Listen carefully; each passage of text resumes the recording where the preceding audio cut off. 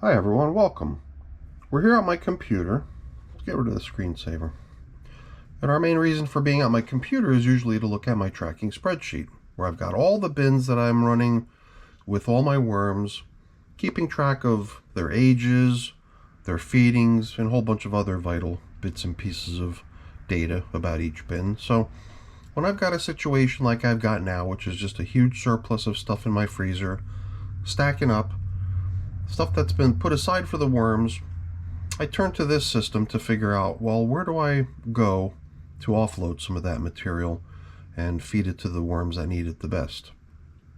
And I'm a little bit hard pressed because it was only, say for example, 2 days and 3 days ago that all my red wigglers were fed. I've even got a newest bin down here that was populated and launched only 5 days ago. There too, I don't believe any food is required there. And as far as red wigglers go, the only other red wiggler system in my environment, in my wormery downstairs, is the green one here, which was also given food 5 days ago. And in that bin, I'm actually trying to wind things down, so I've already hauled a bunch of worms out of there.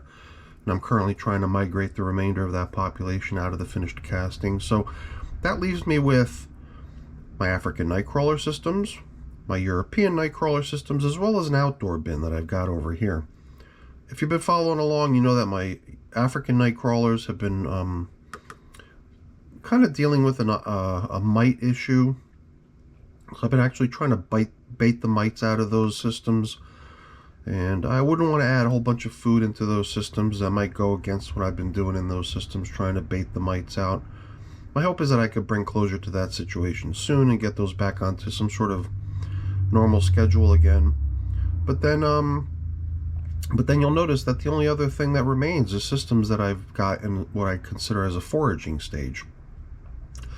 And for me, foraging normally means that I've taken a bin to the point where I believe it's done with its normal routine of composting, breaking down kitchen scraps.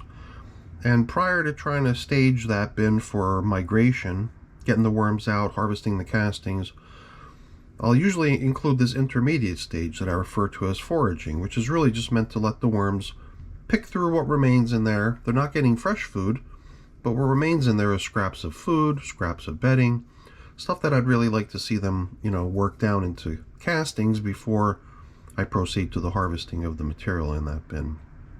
So I had this idea that, in the case of these 3 foraging bins, this one here hasn't received anything in 2 weeks. This one outdoors hasn't even received anything in 9 weeks. And then the other one over here, it's been 4 weeks. I figured, for this one instance, I'm going to take these systems, I'm going to give them a 1-day moratorium on their foraging and give them a quick treat, give them some food, and then they'll just go right back into that foraging stage. But now it'll be sort of a reset, and today will be the day from which I'm going to consider the starting point for foraging.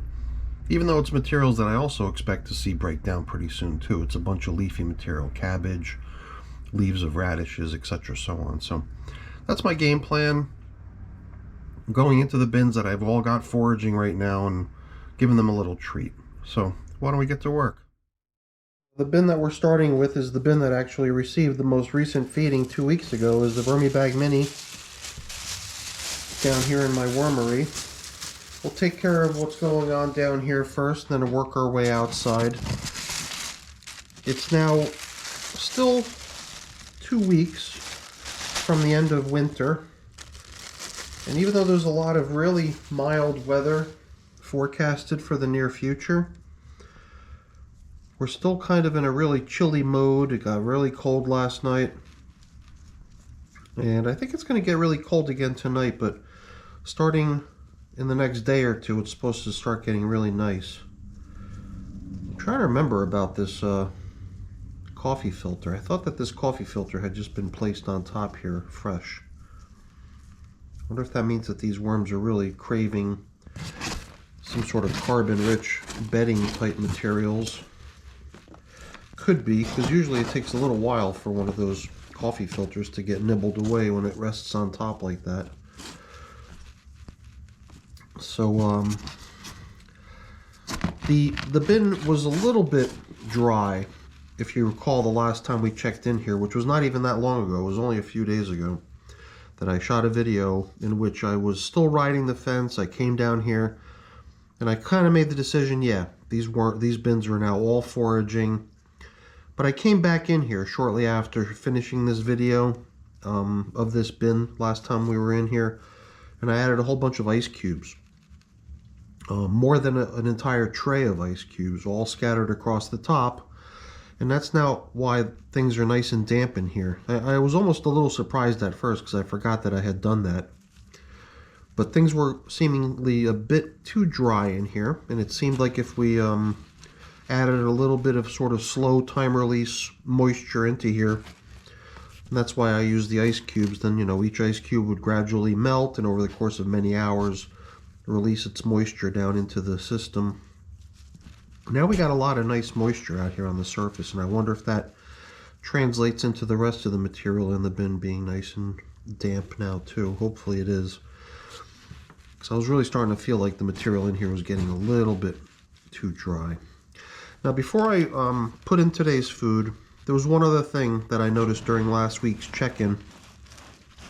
We started probing a little bit deeper down, and we started finding a whole bunch of material that was sort of encrusted in this white, I don't know, it seemed like maybe mold or something. So I wanted to pick down a little bit deeper than normal into the bin, just to see if I can locate any more of that. And now, you know, there was a period where I was placing some white powdery material into here. I was putting some lime into these systems with the assumption that the lime might help balance pH, because I thought that maybe the pH was a little bit off, and that was the reason I was seeing an abundance of creatures in here that I didn't want. So whatever, you know, I couldn't really tell if the white stuff that I was seeing was stuff that I had placed in there and just hadn't been blended in yet, or if that stuff was maybe kind of an outbreak of mold or something like that. So I thought I'd pick down into the material a little bit, see if I can identify what that was, if I even find it, because right now I'm not even coming across any of it, which is kind of good. But let's not jinx ourselves. Maybe there is some stuff down in here still that I just haven't stumbled on. I just don't remember exactly where I found it. Maybe what I found was the extent of it. Maybe I managed to blend it all in already, and maybe it's gone at this point. So, you know, you can see the material in this bin's pretty nice. It's got a good moisture level now too, just by having added that little extra dose of moisture the other day. It really seems to have done wonders in this bin. It's just a weird feeling when you start picking through the bin and you feel things are maybe a little too dry. And I'm normally not in the habit of adding moisture to my bins. I'm usually pretty reliant on the moisture that comes into the bins through the food that I feed. But in the case of this bin, I really felt like a little supplemental moisture would really do a lot of good, and it seems like it has. Okay, so I think whatever it is that I spotted last time floating around in here, that white powdery material is, you know, at this point it's either gone or I blended it in last week or whatever the case may be. Maybe all the moisture I added helped dissolve it down into the material. I have no explanation for what it was or what happened to it, but the important thing is that it's gone, so I'm not worried about it any longer. I kind of excavated a pretty good size hole right down the middle where we're going to drop the food. I've even collected a little bit of paper scraps along the way, as well as some stems and varied bits and pieces of shell, like maybe avocado shell or something like that. And, you know, it's not bad considering the size of this system. I thought I'd bump into all kinds of other fairly large uneaten bits of stuff, But if it's just a kind of a hard stem and a hard shell, and the rest is all just bedding, that's pretty good. Because if you know, if I really want to harvest this bin in 50 some odd days and let them forage, it's good to know that all they really have left to work on is stuff like these little leaf stems and bedding bits, things like that. So I'm going to bring over our supply of stuff. Now the this stuff has got some really pungent odor. These are the leaves of radishes, and you can see a lot of the fluid that was starting to spew out of these leaves is even frozen together in a little puddle. So I'm going to actually dump the contents of this bag in here. Ugh. Gross. And it's a good thing that it's frozen too, because this stuff's really got a really wicked odor to it. Really stinky. So this, I'm glad about all this, because once this melts, it's just moisture again, you know. So more moisture for this bin that I thought may have been running a little bit dry. So I think that's going to be a good thing. But I wanted to give a little bit of this material to the other system we're feeding too. So I figured I'd first dump it and then snap it in half, leaving behind this little treat of extra moisture. But now the rest of the stuff in the bag that I've got over here, and you know what, let's just take let's set this aside so I can reach in here and grab a nice big generous handful of this stuff too. These are the leaves of coral rob. You know, the cabbage, I've also got a whole bunch of cabbage that I've got up in the freezer, and I didn't bring that down here. I somehow felt that, just from looking at what I had here with these two bags, that this should be more than enough. And I guess that cabbage can just be used to feed the outside bin, and that's what I'm going to do. I'll just take that cabbage outside. So this is the feeding.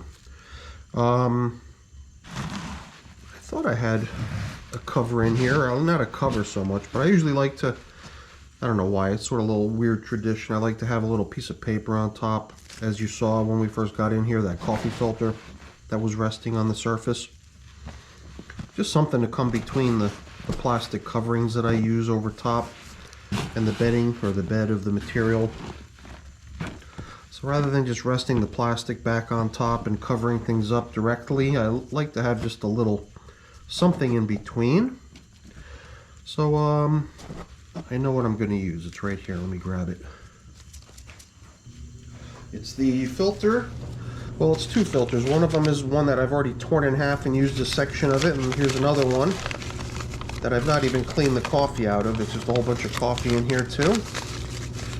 So I just figured I'd tear this one open so it can rest flat also. And these two pieces of coffee filter will do a great job covering up a large portion of the top surface. This way, as moisture attempts to evaporate and exit the bin, it'll get caught by the plastic overhead on top and then come back down, and then it'll sort of create a little damp environment up here on the surface. And I think that the worms will appreciate this as well. As you saw, they were really nibbling the heck out of it. So chances are next time we check in here, and I don't even know when that'll be if I'm just letting the system forage, but chances are that those two pieces of paper are going to have good signs of wear on them next time we come back in here. So I'll usually try to cover up as thoroughly as I possibly can to try to limit the amount of evaporation that occurs. So I'm just going to take care here to do the same thing. Try to tuck these plastic bags all the way around the outer edge to really try to keep the moisture that's in the system down and recirculating, as opposed to just evaporating and escaping out of the bag. And since it is a bag, it is fabric, a certain amount of moisture actually does evaporate through the material as well, I believe. So back to foraging. That's it now. 50 some odd days from now, I'm looking to harvest the material in the system, and I think we're in pretty good shape for that to be a success, I think, hopefully. Because these materials that we just put in here should be gone pretty quick. At least I hope so. Alright, let's take care of the other European nightcrawler system that's up over here in my wormery. And we can head outside. So this is the other system that I've got the European nightcrawlers in. This one hasn't been fed in 4 weeks. So I would assume that the material in here is probably coming along pretty good. Hopefully in 4 weeks they've managed to work down a lot of the little bits and pieces of remaining food scraps that are in this system. Here, as I said earlier, I like to have some sort of paper resting on the top surface, and that's what you're seeing scattered across the top, tattered to bits. Little tiny bits of paper, which last time we were in here was already also very tattered, and I just did my best to sort of take little bits and pieces of it and spread it across the top here and there. But if you just try to handle any one of these pieces, it just tears and breaks. So I think we'll do the same here. We'll just include these little bits of paper in along with the food they're receiving, and then I'll just take some other piece of paper, maybe another coffee filter or two, and rest them on top just so there's something on top other than this material. But you know, given time, whatever it is that's resting on top just transforms into another food item as far as the worms are concerned. So you know, if we left enough time between check-ins, we wouldn't even see any signs of that paper. It would all just get turned into castings. The one thing I'm definitely noticing as I poke around in here, just looking around, I'm seeing, you know, cocoons in numerous places. I know it's hard to see on the camera, so I'm not going to go crazy trying to point them out, but you know, in certain cases they probably are pretty visible to the camera, which is really nice. You know, it's kind of cool to see cocoons all over the place. And it's these really lighter, you know, the lighter color ones that I'm assuming probably are visible on the camera. But you know, when you've got a somewhat darker colored one, like the one I have here in my hand, as it gets darker and darker, it's approaching the point where it's going to hatch, and then the little baby worms are going to come crawling out of it. So that's kind of cool. The stuff somehow feels really dense and hard and chunky for some reason. I believe the last time we were in here, we did try to sort of agitate stuff and stir it up. And I believe that the main reason it feels that way is because a lot of this stuff is probably chunks of remaining lingering food remains. Like this would be the outer husk of a mango. It's like the mango seed's outer husk. Something like this. I can imagine this just getting extracted with the worms at some point in the future and going with them once they get relocated into their new habitat. Something tough like that's not going to get broken down anytime soon. Sometimes I wonder if I would be doing the bin good by actually removing stuff like that so they could really focus on the really small stuff that I'd like to see them doing away with, such as all these leaf stems and everything. But for now, I'm not going to really worry too much about it. I just figured I'd give this whole bin a nice little till, turn it up a little bit, get it aerated before we drop in today's portion. At the same time, maybe we get a little glimpse of how the worms are doing. I don't believe there's any one spot where we should expect to find worms in this bin. I was probably just feeding it right down the middle, like I do in most of my bins usually. So as we start to turn the material down the middle up a bit, we might see something. A couple larger scraps, like these are probably more of the same. More shells of either avocado or possibly the shell or the husk of the mango seeds. Both fairly tough materials, which will break down in the worm bin over time. It seems like the overall volume of the material in the bin is increasing a lot as I sort of stir it up and get all these little air pockets everywhere in between. And the material is very, very damp, which I think is just going to help encourage the worms to just feel really comfortable going just about anywhere within the bin. I got a feeling this thing's got definitely a few weeks worth of work before all this stuff starts turning into nice fine castings. I don't know if it's clumping together like this just because of the moisture. So at some point in the future, if we start drying the material out, it should all become much flakier and looser. I just don't know if this is a detriment to the breakdown process by being so damp and clumpy. It just seems like maybe the worms are unable to access these really large, hard clumps. If there is like a lingering food scrap tucked away within it.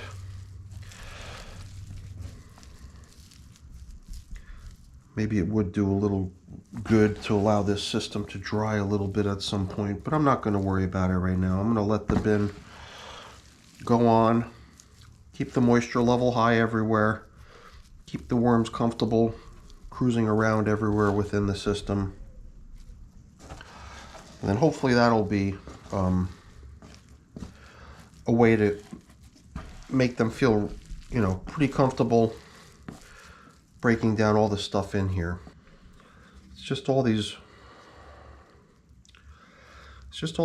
tougher bits that I wonder about if they're just not going to be unable to do away with them anytime soon.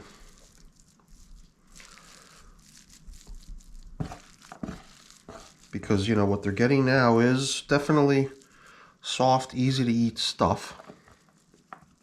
So I've just got a feeling that they're going to go for that well before they try to work down all that tougher stuff. At least that's my guess. So I've opened up a pretty good size opening here in the middle. And I think we're just gonna try to do this without making things all dirty. I don't want to touch them with my glove. But I believe I could just grab the bag and shake its contents out.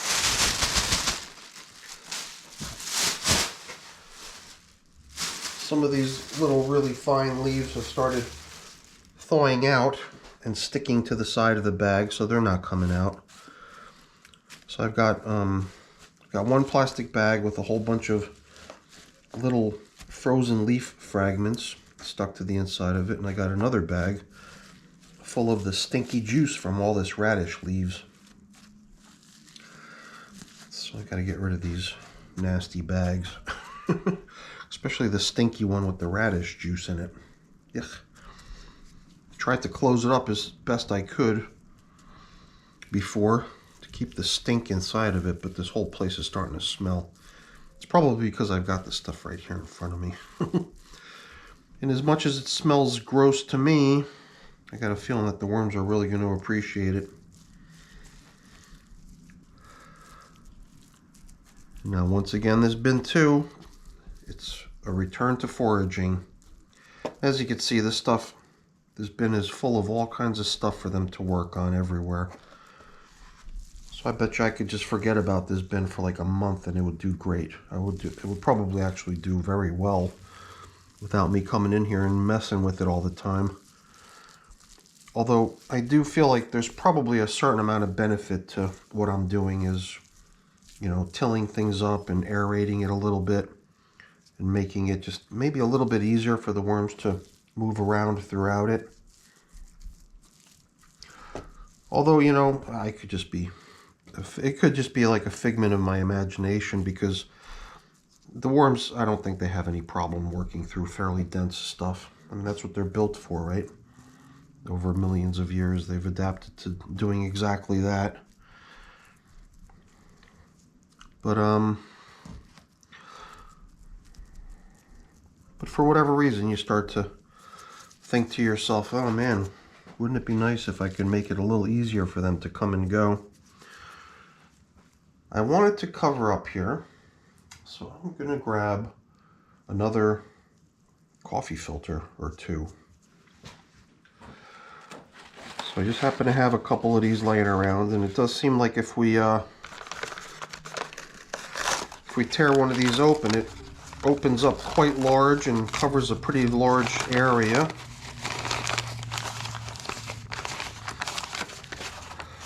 So we're going to be using these to cover up the top surface at this point. Here too, I believe that this is going to be a popular spot just because of the recirculating moisture that comes up, lands on that piece of plastic covering things up, and then drops onto the paper right below it. The paper always seems to be a real hot spot that the worms definitely enjoy hanging out on. Alright, very nice. I bet you these bins are both very pleased to receive a fresh dose of food. But that's it for now, at least for a while. I want both bins to really start working their material down so I could start thinking about getting the worms migrated out of these systems and harvesting their castings. One more to do, and that's outside. So I've got to make a pit stop at the freezer, grab some cabbage. I've got to get rid of these stinky bags. We'll regroup outside. All right, let's go. Well, it's still pretty chilly out here, but as you can see, the sun is on its way. It's already shining into my outdoor compost barrel. But the bag over here is where the worms are. I mean, I know that there's worms in the barrel too, but it's the worms in here that have not been given anything in 63 days, and they're the ones that are getting the cabbage right now. So let me get in a little bit closer with the camera. We could check out how things are looking. So now this bin, I had sort of taken pity on the inhabitants of this system. Ugh, it's frozen worm. Uh-oh. A couple more frozen worms. Jeez, I hope I'm not in for a stark realization when I get into this system. It did seem to me like not too long ago things were starting to warm up a little bit, but now we've had a couple really chilly days recently. And when it was very, very cold, I had taken all the worms indoors to give them shelter from the real chill. I didn't want to end up with just a bag full of dead worms. And I really hope that that's not what I've got going on over here. So I think right away we've got some pretty good signs. You can see some rather sluggish but still active worms hanging out in this material. And I'm not going to go crazy looking for them either.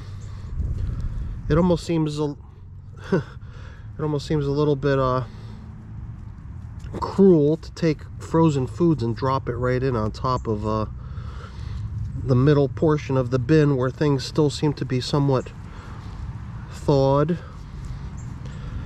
But you know what, the sun's gonna peek out here soon, and I think we got one more chilly night tonight expected, and then after that we've got temperatures rising up into the 50s, even into the 60s next week, and no real signs of a deep freeze anymore. So I think I've just got to give the worms a little bit more credit than I normally do. I'm always a little bit, you know, trying to coddle them or whatever the case is. I'm always a little worried I'm gonna expose them to a situation that's just a little bit too harsh for them, but they're tough, man. They can really handle it. So I'm just gonna give them their food, cover things back up here, and then might even drag this over a little closer to where the sun is to give them exposure to the solar radiation as quickly as I can. Alright, so here's the stuff they're getting. I'm just dumping it all right in, and it's a good amount too. A whole bunch of cabbage and a couple other very little bits and pieces of stuff here. Some parsley was used in a soup. Now it's getting used to feed the worms. Alright, let's go ahead and backfill the hole here a little bit. And I think my glove is going to be trashed after this encounter. Every time I work in this system, I seem to trash a pair of gloves, but I think I had already started sensing a breach in my index finger. So another glove bites the dust. But I probably got another good couple weeks out of this most recent glove. That's pretty much my average. Somehow I do manage to squeak a couple weeks of use out of most of my gloves before they get damaged and they gotta go. But that's all I wanted to take care of today. I've now fed 3 of the bins of mine, which for quite some time, in some cases, especially this one, have not received anything. So hopefully they appreciate the little extra fresh food they're getting. But I'm gonna head back inside where I can get warm. Before I go though, let me just really quickly say thank you. Thanks so much for watching. Hopefully you enjoyed the video. If you did, please remember to leave me a thumbs up. That's always really appreciated. And hopefully we'll see you back here next time. Oh yeah, if you haven't done so already, consider subscribing to the channel too. That's really appreciated as well. All right, everyone, have a great day. Thanks again for watching. Bye-bye.